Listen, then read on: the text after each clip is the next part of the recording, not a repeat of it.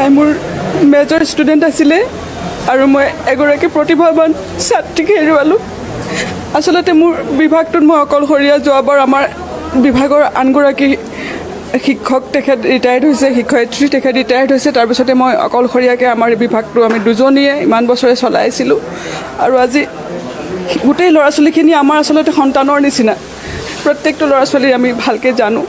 আৰু তাই যথেষ্ট প্ৰতিভা আছিলে আৰু তাই আমাৰ টপাৰ আছিলে, ফাৰ্ষ্ট আৰু ছেকেণ্ড ছেমিষ্টাৰ টপাৰ আছিলে তাই। আৰু আচলতে মই গোটেই ঘটনাটো নাজানো ইমান কি এনেকুৱা এটা ইমান জঘন্য এটা কাণ্ড হ'ব বুলি আমি কেতিয়াও আশা কৰা নাছিলোঁ। আৰু তাইৰ নিচিনা এজনী ছোৱালীটো সকলোৰে লগত তাই মিলা মিছাকৈ থাকে। তাইক কোনোদিন কাকোতে উচ্চ স্বৰেও কথা নকয় তাই। আৰু আমি অভিভাৱক হিচাপে, শিক্ষক হিচাপে আমি কেৱল এইটোৱে বিচাৰোঁ, দোষীয়ে যাতে উচিত শাস্তি পায়। আমি তাকে কামনা কৰিছোঁ। দোষী যাতে কেতিয়াও আইনৰ সুৰুঙালৈ কেতিয়াও যাতে উভতি আহিব নোৱাৰে, কেতিয়াও যাতে আমাৰ এই সমাজখনৰ মাজলৈ উভতি আহিব নোৱাৰে, সমাজখন যাতে আকৌ আমাৰ কলুষিত কৰিব নোৱাৰে। আমাৰ এই মহাবিদ্যালয়খনত যিটো কালিমা সানিছে, সেই কালিমা মই ৰাইজক এই আপাহতে মই ৰাইজৰ পৰা বিনম্ৰ অনুৰোধ জনাইছোঁ, ৰাইজে যাতে আমাৰ মৰিধল মহাবিদ্যালয়খনত এই নিৰ্মম দুৰ্ঘটনাৰ কাৰণে মৰিধল মহাবিদ্যালয় কেতিয়াও জগৰীয়া নকৰে, কালিমা সানিবলৈ অপচেষ্টা কেতিয়াও নকৰে। মই ডক্টৰ প্ৰদীপ বৰা, মৰিধল মহাবিদ্যালয়ৰ এছ'চিয়েট প্ৰফেচৰ।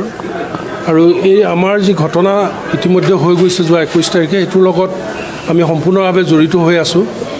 ইতিমধ্যে নন্দিতাৰ যি ছাত্ৰী ডিব্ৰুগড় ব্ৰহ্মপুত্ৰ নাৰ্ছিং হোমত য'ত চিকিৎসাধীন হৈ আছিল, নন্দিতাৰ ককায়েকে এইমাত্ৰ মোক টেলিফোন যোগে জনাইছে যে নন্দিতা আৰু এই সংসাৰত নাই, তেওঁ ইতিমধ্যে ইহলীলা সম্বৰণ কৰিছে। গতিকে আমি খবৰটো পাই অতিকৈ মৰ্মাহত হৈছোঁ। ইতিমধ্যে আমি চিকিৎসালয়ৰ লগতো আমাৰ এজন সহকৰ্মীয়ে যোগাযোগ কৰিছে।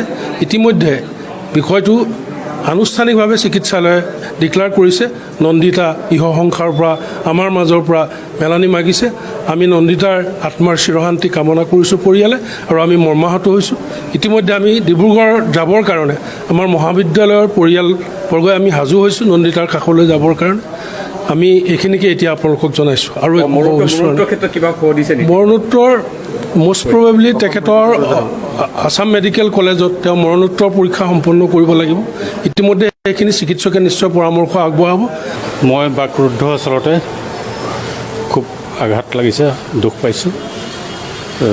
পৰিয়ালৰ কাৰণে মই সমবেদনা জ্ঞাপন কৰিছোঁ। আৰু নন্দিতাৰ দৰে উঠি অহা উজ্জ্বল ভৱিষ্যত থকা ছোৱালী এজনীৰ দুৰ্বৃত্তৰ হাতত প্ৰাণ আহুতি দিব লগা হ'ল, তাৰ কাৰণে আমিও দুখ অনুভৱ কৰিছোঁ আৰু গভীৰ সমবেদনা জ্ঞাপন কৰিছোঁ। আৰু তেওঁৰ আত্মাই যাতে চিৰশান্তি লাভ কৰক, তাৰ কাৰণে মই ভগৱানৰ ওচৰত প্ৰাৰ্থনা জনাইছোঁ।